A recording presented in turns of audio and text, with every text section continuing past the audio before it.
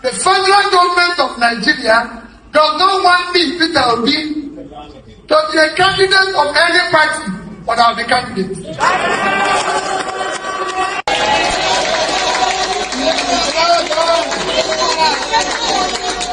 This democracy is a sign. See this democracy. We will do that democracy. If they like, let them do election inside their house without transmission. We will transmit it to them. So nobody. There's only one that you are there, they won't touch it. Unless our laws that are living in the president on the fence. On 7 days after.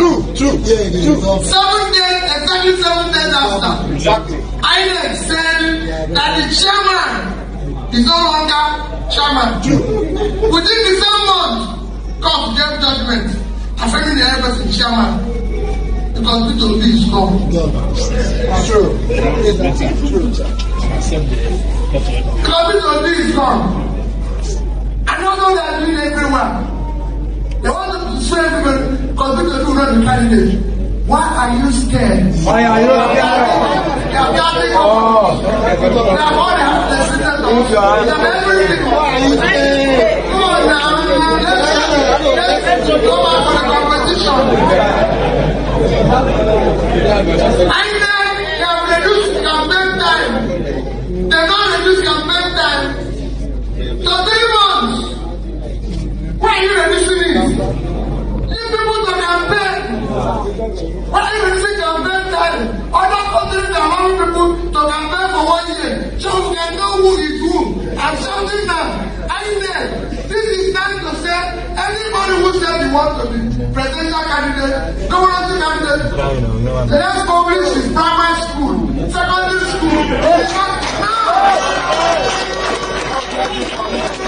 Hello everyone, I'm sure you've just watched that video and you remember when Peter Obi said that there were a lot of people who felt By the way, at the time he said that, I believe he was still in Labour Party, when he said that, and you saw all the things that Labour Party were going through. Today ADC is going through the same thing, and the question remains, why is ADC going through that, and who is responsible for ADC going through that? One name will come easily to people's mind, and that is Mr. Peter Gregory Obi. This is someone whom everybody said was not going to get anywhere in 2022. But of course, he not only proved the nation wrong, but he proved the whole world wrong. And he ended up winning the 2023 presidential election before he was rigged out of office. The people who rigged him out of office, who have called themselves master strategists in every opportunity that they can get, are still not done. They are pained over the fact that one, they have lost,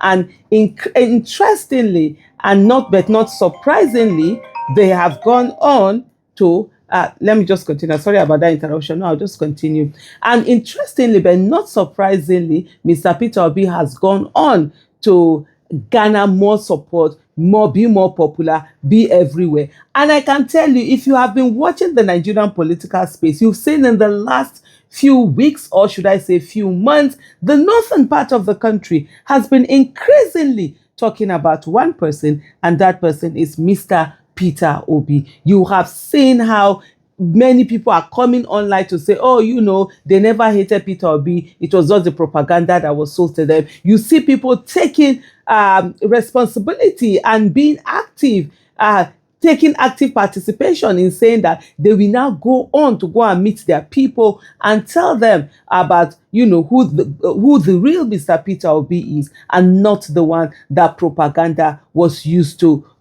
paint him black. You've seen also, if you go look at when Mr. Peter Obi went to Kano and he was with Kwankwaso. First of all, at the invitation of Kwankwaso, you saw the whole of that crowd, Obi Kwankwaso, Obi Kwankwaso, and you could literally just see how for them they are good. They're like, yes, we're looking for Kwankwaso being running mate to Mr.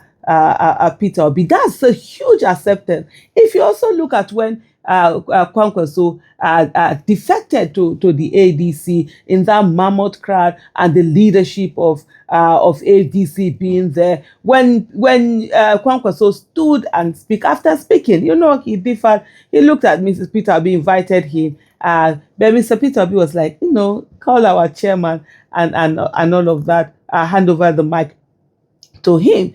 And you also see, and you will notice, and these are things that whether you notice them or you don't notice them, the people who are currently illegitimately occupying office notice all of these things, and they are scared. And I've said it times without number how scared they are. They're very fearful of all the things that have been happening. And at that moment, when different people were standing and everything, the crowd went wild for one person, were shouting one person's name, and that is Obi. At one time, they were no longer doing Obi, Kwankwaso, Obi. It was Obi, Obi, Obi. Different music have been, composed with his name, using his person. A lot people talking about what they hope to get from him, what is going to be like. You could see the hope in people. You could see the life coming back, into people. And these are things that really scare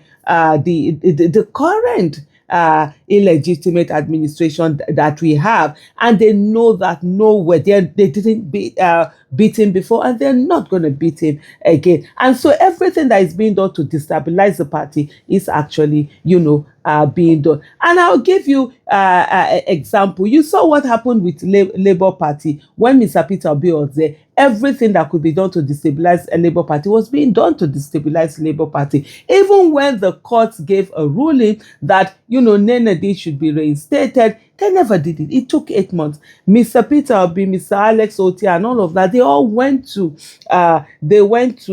what do you call it now, INEC, to show them the certified true copy of that particular judgment, to say, hey, go ahead and see what the courts have said. And then they never did. They didn't do anything. For over 8 months, they didn't do anything until Mr. Peter Obi left. And I think within few weeks, is it 2 weeks? I don't even know whether it was up to 2 weeks of Mr. Peter Obi leaving Labour Party for them to reinstate, to put in Senator Nenadi. And, it just says everything. And here you are now in ADC. They are coming to do not even something similar, something even worse. Because in this case, the court never said remove David Mark. The court just said go back to status quo antebellum. And that means go back to status quo before the whole war. Usually, if the whole war or wahala of this thing started. And the next thing is they are yanking David Mark off that list. They are not putting anyone on that list, meaning that at this moment, what the INEC is saying is that the African Democratic Congress is sort of like leadership-less, that it doesn't have any leader. And you know what that means? It means their congresses will not be recognized, they can't hold congresses, and then they can't do primaries, and they will not be able to field any candidate. That's what INEC is trying to do. And I tell you, ladies and gentlemen, this is not just a fight alone for African Democratic Congress. It's a fight for everybody who is a democracy lover, everybody who wants to see democracy, everybody who wants good governance, accountability, and transparency, because democracy usually helps in bringing all of this. Everybody who believes in the rule of law, and everybody who does not think that institutions should be cowered in a way that they just, serve one person. And by the way, INEC, let me repeat, INEC is not the problem. The people in INEC are the problem. And for you that have people in INEC as fathers, mothers, husbands, wives, sisters, brothers, cousins, friends, neighbor, colleagues, whatever it is, talk to them. Sit down and have a conversation with them. They are destroying Nigeria. Thank you so much for watching.